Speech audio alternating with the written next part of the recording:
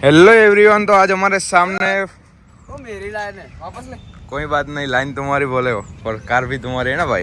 कोई बात नहीं। तो आज हमारे सामने टोयोटा फॉर्च्यूनर। तो आज हम इस कार का आफ्टर 1 लाख कितने किलोमीटर जीत भाई 167,000 किलोमीटर वाली सर्विस का रिव्यू लेने वाले हैं जीत भाई से, क्योंकि जीत भाई की फॉर्च्यूनर में क्या रिव्यू रहा क्या नहीं सर्विस का, तो आपको जीत भाई बताएंगे। सबसे पहले जीत भाई शुरुआत करें। 1,67,000 किलोमीटर चल चुकी है, तो सर्विस कब करवाई, कितने की करवाई? लास्ट सर्विस मैंने 1,64,000 1,48,000 पे एक करवाई थी मैंने। यस 48 या 46 थी अराउंड। मैंने करवाई थी मई का मई में। और उसके बाद 164 हो गए, मतलब 20,000 किलोमीटर हो गए। उसके बाद मेरे को करवानी पड़ी। मेरा मेन मकसद था सर्विस कराने का, वो 1.50 के बाद ना टी बेल्ट की एक लाइट आती है, जो कि होता है हमारा इसके अंदर इंजन के साथ क्रैंक के साथ जो शिफ्टिंग वाला बेल्ट होता है वो होता है। तो वो ना 1,50,000 जब हो जाता है, उसके बाद इसके अंदर आ जाती है वो लाइट। वो उसको चेंज करवाना पड़ता है। टोयोटा क्लेम करता है 1,50,000 के बाद आप चेंज करवा दो, पर टाइम नहीं मिला। और मतलब सब साथ में हो गया था, टाइम नहीं था, गाड़ी को यूज ज्यादा होने लगा था। तो 164 मतलब 1,64,000 किलोमीटर हो गए। उसके बाद हमने सोचा कि नहीं, अब तो करवानी पड़ेगी इसको सर्विस। मतलब ऐसा नहीं था कि गाड़ी में टाइम आ गया था, मतलब पर लगा कि हाँ आप करवा देते हैं, कि कितना इसको राउस करेंगे। जो इसको ऐसा नहीं था कि प्रॉब्लम हो गया इसीलिए हमने सर्विस में डाला। प्रॉब्लम उस डेट पे भी 1,64,000 के बाद भी प्रॉब्लम नहीं आया था कार में, पर टाइम हो गया था। तो हमने सोचा आप करवा देते हैं, क्योंकि आज तक सर्विस रिकॉर्ड सारी कंपनी में है, टाइम टू टाइम सर्विस हुई है, गाड़ी वेल मेंटेन है हमारी। तो सोचा कि अब करवा देते हैं तो वो अच्छा रहेगा। सही बात है भाई, टाइम सर्विस करवा देनी चाहिए। करवा देते हैं तो वो अच्छा रहता है। तो 1,64,000 पे मैंने सर्विस करवाई। तो उसका जो अमाउंट है, हाँ मेन पॉइंट है ये, अमाउंट क्या है भाई? अमाउंट निकला 40,000 रुपीज, 40,000 रुपए। वैसे लोग बोलते हैं कि टोयोटा की सर्विस बहुत महंगी नहीं है भाई। टोयोटा की सर्विस महंगी नहीं है, वो अभी दिखाता हूँ कि महंगी नहीं है, वो रियल में महंगी नहीं है।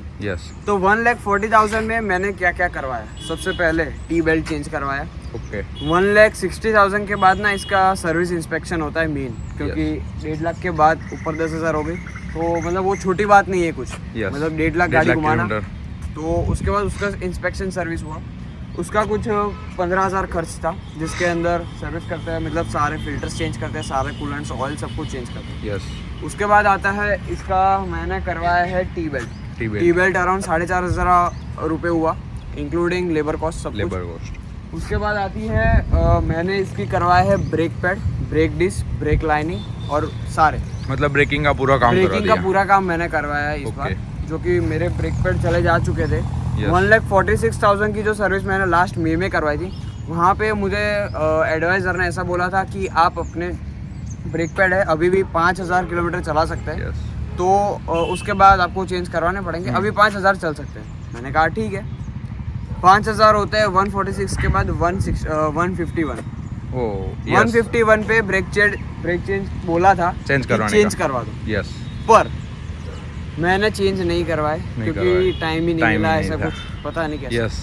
मैंने 164 पे सर्विस करवाई, 20,000 किलोमीटर के बाद ऊपर चले गए। मतलब ब्रेक पैड को चेंज करवाने थे 151 पे, मैंने करवाए 164 पे। 15,000 किलोमीटर ज्यादा चल गई, तो भी गाड़ी में ब्रेकिंग का कोई इश्यू नहीं। ब्रेकिंग का आप खुद चलाते थे जब मैं गाड़ी रिव्यूज में लाता था, कुछ भी था। मैंने भी चलाई है, नहीं कोई भी दिक्कत नहीं लगी, परफेक्ट ब्रेकिंग था। और बात करें 2015 वाला मॉडल है, 2015 में ऑटोमेटिक 3.0 लीटर D4D है, तो 3.0 लीटर ऑटोमेटिक है भाई। तो सर्विस कॉस्ट थोड़ी ज्यादा आएगी, मेरे को ऐसा लगता है। यस नहीं, ऐसा कोई ज्यादा डिफरेंस नहीं रहता है, ज्यादा नहीं है। नहीं। और नॉर्मल सर्विस कॉस्ट की बात करें तो नॉर्मल क्या आता है? सर्विस कॉस्ट ना जनरली 4 से 5,000 आती है, जो हर 10,000 किलोमीटर पे अगर आप करवाते हो तो मारुति वाली कॉस्ट होगी ना भाई? ये तो मारुति वाली होगी, जिसमें थोड़ा मोटा कूलेंट टॉप अप होता है अगर करवाना जरूर पड़ता है, ऑयल टॉप अप होता है अगर करवाना जरूर पड़ता है, थोड़े छोटे मोटे ऑयल चेंज होते हैं, क्लीनिंग होती है अंदर बाहर से, और एक दिन में डिलीवरी दे देते हैं वापस। मतलब नॉर्मल वाली सर्विस जो जिसमें अंदर इंजन ऑयल सब कुछ हर बार चेंज नहीं करते। बाद में आता है जो हर 15 से 20,000 या 25,000 किलोमीटर के बाद करता है, जिसके अंदर आते हैं इसके सारे ऑयल, सारे डिफरेंशियल ऑयल्स भी आ जाते हैं इसके अंदर, सारे कूलेंट्स, इंजन फ्लश भी होता है, इंजेक्टर्स क्लीन होते हैं, सारे सब कुछ हो जाता है। Okay done. तो भाई बात करें 4x2 है फॉर्च्यूनर, ये 4x2 है, रेयर व्हील ड्राइव ओनली। तो मैंने ब्रेकिंग का भी काम करवाया था पूरा, और इसी के कारण इसमें 40,000 का खर्च आया। Yes. और एक बात है अभी भी कि मैंने ये जो कार है वो सर्विस एडवाइजर ने मेरे को जब दिखाई तो Yes. उन्होंने चेक करने के बाद ऐसा बोला कि ये जो नीचे के सारे पार्ट्स होते हैं मेरे सस्पेंशन वर्क कार के, वो सारे अब इसके पेंडिंग हो रहे हैं, क्योंकि उन्होंने कहा कि मेरे जो कार के सारे लोअर आर्म बुश है, लोअर आर्म बुशिंग है, Yes. बाद में इसके आ जाते हैं सस्पेंशन होता है, जंपर आ जाता है, वो सारे वीक हो चुके हैं। तो अभी वो सब बाकी है, मतलब वो सब अभी भी बाकी है, मतलब Yes. आगे के दोनों को तो चले गए मतलब। और दोनों। इसमें एक मेन है लोअर आर्म बुशिंग जो होता है वो कट हो चुका है, मतलब कट हो चुका है। लोअर आर्म रॉड होता है वो भी Rod. थोड़ा कट हो चुका है। Yes. मतलब थोड़ा बहुत खर्चा आ गया है अब कार में। हाँ पर आप ही समझिए 1,70,000 मतलब 70,000 हाँ। होने आए तो इतना तो खर्चा आएगा कि नहीं। वो Yes. खर्चा बोल रहे हैं 1,25,000। बस हाथ ही रखा है तो थोड़ा सा इतना खर्चा तो थोड़ा सा आएगा। तो खर्चा आएगा। और बात भी है। इसको क्या है, इसको इंश्योरेंस में क्लेम नहीं करवा सकते Yes. क्योंकि वो अंदर के पार्ट्स अंदर के पार्ट से, और वो भी जो सस्पेंशन के साथ है पार्ट, तो करवाने ही पड़ेंगे अपने खर्चे से। 1,70,000 के बाद इतना अमाउंट खर्च ना मांगता है। अभी भी चलाने में कोई प्रॉब्लम कोई नहीं प्रॉब्लम है। नहीं है। सस्पेंशन हाँ थोड़े स्टिफर साइड पे आ चुकी है, कार आगे से थोड़ी लो डाउन हो चुकी है। यस, कार थोड़ी सी आगे से डाउन लग रही है, थोड़ी, क्योंकि बहुत वो नहीं क्या है। जंपर अपने बैक टू ओरिजिनल पोजीशन नहीं ले पाते इसी Yes. के कारण। तो सस्पेंशन का वर्क है यस, तो भी आज की तारीख पे भी गाड़ी को कुछ पता भी नहीं चलता ड्राइव करते कि हाँ इसमें कुछ सस्पेंशन का प्रॉब्लम है। एक प्रॉब्लम थी जब गाड़ी 100 के बाद ऊपर चलती थी ना Yes. तो वो स्टीयरिंग वाइब्रेट होता था, आपको पता होगा। यस मालूम है, तो मैंने उसको रिव्यू में भी। सॉल्यूशन क्या किया, 800 रुपए में मैंने MRF में व्हील बैलेंसिंग करवा दिया। यस, व्हील बैलेंसिंग से बस सिर्फ उतना, बाद में कोई वाइब्रेशन नहीं कोई है, कुछ भी वाइब्रेशन नहीं नहीं, है। कुछ भी नहीं। बहुत अच्छा, अलाइनमेंट बहुत जरूरी है भाई। अलाइनमेंट भी नहीं करवाया मैंने सिर्फ बैलेंसिंग करवाया। मतलब आपने क्योंकि कई किलोमीटर तक कुछ नहीं करवाया, डायरेक्ट बैलेंसिंग करवा सिर्फ दिया। बैलेंसिंग करवाया मैंने। पर प्रॉब्लम ये थी अलाइनमेंट नहीं करवाने की, वो थी कि इसके जो सस्पेंशन है, मुझे वहाँ से MRF से भी बोला Yes. और मुझे कंपनी ने भी बोला कि अलाइनमेंट बैलेंसिंग आप करवाओगे तो कुछ रहेगा नहीं, मतलब कोई सॉल्यूशन फर्क नहीं मिलेगा, रहेगा, क्योंकि yes. उसका जो एक्सल रॉड है सब कुछ हो चुका है, उसमें सब प्रॉब्लम है। तो Okay. वो सब सॉल्यूशन के बाद आप अलाइनमेंट करवाएगा तो आपको बेटर रिजल्ट्स result मिलेंगे। मिलेंगे। पर मैंने बैलेंसिंग करवाया, मेरा प्रॉब्लम सॉल्व हो। पर अलाइनमेंट और बैलेंसिंग, एक टायर कोई भी एक साइड से ना घिस जाए इसकी वजह से होता है, और स्टेबिलिटी की वजह से ज्यादा वो ना हो यस। तो जीत भाई बात करें, आप बोल रहे हैं कि अभी लोअर आर्म का खर्चा बाकी है, तो उसका खर्चा आपको कंपनी वालों ने एस्टिमेट निकाल के दिया होगा। हाँ वही कह क्या रहा हूँ, 1,25,000 से 50,000 कंपनी क्लेम कर रही है, पर जिसके अंदर चारों टायर के सस्पेंशन वर्क हो गया, लोअर आर्म बुशिंग हो गया, यस, लोअर आर्म वो कुछ लिखा था उन्होंने 4-5 मुझे लिख के दिया था, Yes. लोअर आर्म रॉड ऐसा कुछ लिखा था, जंपर लिखे थे चारों Jumper, चार के वीक चारों हो चार, चुके हैं। weak। वो क्या वीक, क्या मतलब वो अपनी जर्क जो Position। रोड पे होता है वो टायर को ऐसे नहीं करता, वो बॉडी को अब ऐसे करता है। Yeah, तो मतलब- गाड़ी के अंदर जर्क थोड़े ज्यादा आते हैं। ज़्यादा आता है। तो जीत भाई मैं ऐसा आपको बोलता हूँ कि अभी तक आपने 40,000 के अराउंड जो खर्चा किया सर्विस हाँ। में, और उसके बाद कितना 1,25 कितना बोला आपने? 1,25 बोल रहे हैं, वो 40,000 जो खर्चा था वो ब्रेकिंग का था। तो वो 1,80 के necessary अराउंड थी। चला जाएगा सब ओके। हाँ हो सकता है, पर इसमें वैसे- क्या है, ब्रेकिंग तो एक नेसेसरी है। ब्रेकिंग कहीं हर बार नहीं, हर 10,000 15,000 नहीं नहीं हो गई, यस। ब्रेकिंग हमको कब जरूर पड़ती है, 40-50,000 रनिंग हो जाए तो उसके भाई बाद। जिसके भी पास टोयोटा है और जो सोच रहे हैं कि सर्विस कॉस्ट कम है, तो उसके बाद इतने किलोमीटर आप चलाओगे तो इतना खर्चा आ भी सकता है, मतलब एक दो बार आ सकता है, पर Practical है। प्रैक्टिकल है। और भाई इतना बड़ा गाड़ी रखा है तो Yes. कुछ तो मेंटेनेंस मांगेगा। मेंटेनेंस मांगेगा, 100% बात है। तो अभी बात करें तो सबसे पहले जीत भाई को बोलते हैं, अभी ऐसा लगता है कि नहीं अब कार ओल्ड हो चुकी है, अभी पहले जैसा मजा नहीं है। ऐसा तो बोलिए ही नहीं, आपने खुद चलाई, आपको लगा क्या? मेरे को नहीं लगा, पर आपकी बात करें क्योंकि नहीं, आज आप की तारीख पे भी मुझे तो यही पसंद है, यही पसंद मुझे है, तो यही पसंद है। क्योंकि भाई इसका ऑटो गेयर शिफ्टिंग भी बहुत अच्छा है, और इंजन की बात करें तो कोई भी नहीं बोलेगा इतने किलोमीटर चल चुकी है। आपको किलोमीटर रीडिंग देखा था। यस,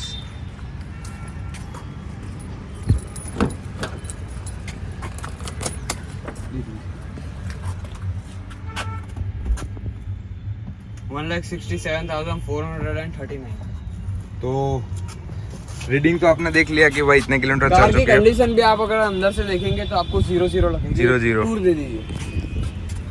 तो लो भाई देख लो, अंदर से बात करें तो कुछ भी ऐसी कोई दिक्कत नहीं है, जैसे भाई इतनी चल चुकी है तो भी डिफॉल्ट है जो गाड़ी के साथ आते हैं, वही है ऐसे भी। और कई कार में देखोगे तो सीट कवर फटे हुए मिलेंगे ऐसे, पर इसके बात करें तो अभी भी बहुत अच्छी और बहुत क्लीन है।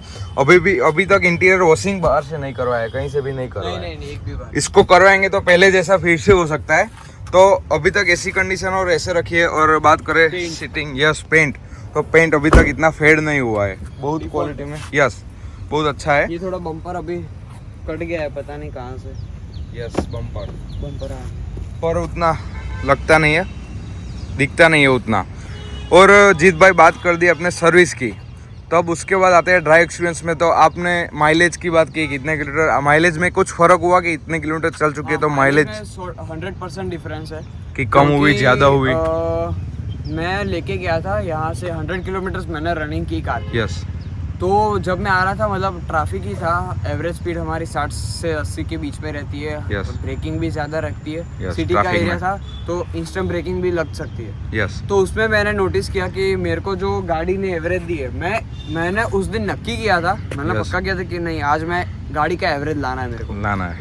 अंदर रीसेट किया मैंने, ट्रिप रीसेट किया, yes. एवरेज रीसेट किया, मैं लेके आया 16.2 की एवरेज। फॉर्च्यूनर में 16.2 की, फॉर्च्यूनर में 16.2, ऑटोमेटिक ट्रांसमिशन, एसी भी ऑन था, तो भाई 24 पे एसी डिफॉल्ट रहता है। इससे ज्यादा तो क्या चाहिए? 2 की फैन स्पीड मैंने रखी थी, यस नॉर्मल पापा के साथ था, जितनी चाहिए उतनी, मैं पापा के साथ था, नीड थी, तो जितनी डिफॉल्ट थी मैंने उतनी 16.2 की एवरेज में लेके आया हूँ। आप मानेंगे अब? तो भाई 16.20 16.2 की आप खुद ही विचारिए। वो मेरी फोर्ड फीगो है ना, yes. वो भी रिफ्यूल करवाते हैं ना, तो वो भी हर 15 किलोमीटर ही लीटर पे आता है। मतलब उसका ECM रीसेटिंग ऐसा किया हुआ है yes. कि उसको रिफ्यूल करेंगे तो उसको 15 किलोमीटर ही आगे जाएगा, यस। तो भाई तो 16 तो मैं इसमें लेके आया हूँ। यस 16 की माइलेज तो इस फॉर्च्यूनर में लाए भाई। बात करें 3000 सीसी इंजन है, D4D। आप बात करें टोयोटा की, 3 लीटर का लीटर निकल गया, तो भाई हाँ यस 3 लीटर का लीटर निकल गया, 3.0, मतलब 3000 सीसी वाला इंजन है। तो इतनी माइलेज बहुत बोल सकते हैं, क्योंकि कम नहीं है माइलेज, जितना बड़ा इंजन है। मैं शॉकिंग रिजल्ट सोच सकता हूँ, मैं अभी सोच रहा हूँ कि इतनी माइलेज ज्यादा है, क्योंकि आप खुद नहीं मानेंगे। नहीं मानूंगा भाई, कहाँ से, इतनी बड़ी कार है, उसका वेट भी ज्यादा है, तो 16 की माइलेज 2 टन होगा, 2 टन, यस आराम से होगा 2 टन। और इतने चौड़े टायर, कहीं पे भी गाड़ी को डाल दो, 225 mm ग्राउंड क्लियरेंस है, यस ग्राउंड क्लियरेंस भी ज्यादा है, कहीं से भी निकाल दो, कहीं से भी निकाल दो, निकल जाता है। है। एयर व्हील ड्राइव कार है, भले ही 4x4 ना हो, पर कैपेबिलिटी इस कार में भी सबसे ज्यादा है, ऐसा नहीं है कि नहीं है, यस कि ये 4x4 नहीं है, 4x2 है, यस। पर अभी तक गाड़ी रास्ते पे खड़ी रह गई कभी भी नहीं, यस ऐसा कभी नहीं हुआ है। मतलब 4x4 होती है थोड़ा माइलेज कम होता है, ऐसा मैं सोच रहा हूँ। 4x4 में होगा शायद, मैंने एक्सपीरियंस नहीं किया है आज तक, पर हाईवे पर तो 2H में ही चलाएंगे तो माइलेज आएगी। और हुड ओपन करते जीत भाई, तो बात करें इंजन पे, ये कुछ इंजन है, ऐसा कुछ इंजन पे है, D4D का बेजिंग देख सकते हैं। और यहाँ इंटरकूलर है, कंपनी की तरफ से आता है। मतलब यहाँ देखे तो स्पेस है, डीजल इंजन में नॉर्मली ऐसा लगता है कि स्पेस नहीं मिलेगा, पर यहाँ स्पेस मिलता है। और वो जो टी बेल्ट होता है वो ये रहा, देखिए ये रहा, टाइमिंग बेल्ट रिप्लेसमेंट मेंटेनेंस। तो टोयोटा का वाले की ये चीज़ बहुत अच्छी है कि भाई यहाँ से किलोमीटर भी लिख देते हैं कि कितने किलोमीटर पर चेंज हुआ है। तो भाई इतने किलोमीटर पर चेंज हुआ है, ये खर्चा है, आपने देखा है। तो और मेन एक शॉकिंग बात मैं आपको बताता हूँ, टी बेल्ट है ना, यस वो पार्ट्स वो क्या होता है, वो डिक्की में रख देते, यस। टी बेल्ट की मैंने क्वालिटी देखी, टी बेल्ट इतना घूमने के बाद भी उसके ऊपर ना एक क्रैक नहीं थी। तो भाई वही रिलायबिलिटी है। वो लाइट तो सिर्फ ऐसे ही उसके अंदर बल्ब ने, सर्किट ने चालू कर दिया बल्ब, टी बेल्ट की रियल में जरूरत थी ही नहीं। यस भाई, ऐसा लगता है कई लोगों का ऐसा होता है कि 10-15 साल के बाद 1.5 लाख चलती है और आपकी जल्दी चल गई है। हाँ। ये मतलब रबड़ का क्या होता है, जितना टाइम होगा उतने टाइम के साथ। हाँ, वैसे टाइम तो हुआ इस कार को 7 साल हुए। 7 साल कंडीशन देख के नहीं लगता है 7 साल नहीं लगता है, कंडीशन देखते हुए ऐसा लगता है अभी बहुत 3-4-5 साल है। क्योंकि घर में सबसे फेवरेट सबकी है ये गाड़ी। यस, फॉर्च्यूनर सबसे फेवरेट है। तो भाई इतनी बात कर दी, अभी तक आ गया कितने किलोमीटर, 167 चल गए, तो उतने किलोमीटर वाला भी आ गया। तो सर्विस में भाई जो लोग सोच रहे हैं नहीं आता है सर्विस, जो 10-15 हज़ार वाली सर्विस बोलते हैं, तो सर्विस कॉस्ट आता है भाई, ऐसा नहीं कि नहीं आता है, पर 1.5 लाख किलोमीटर के ऊपर 10 से 15 हज़ार जो सर्विस होती है, यस, वो 20 से 25 हज़ार किलोमीटर पे होती है। तो यस, तो हम कोई भी गाड़ी का आएगा, टाटा हैरियर है मेरे पास, तो उसके सर्विस मेंटेनेंस की बात करें वो कल ही जा रही है। यस, कल ही मेरा 31,200 समथिंग हो गया सर्विस।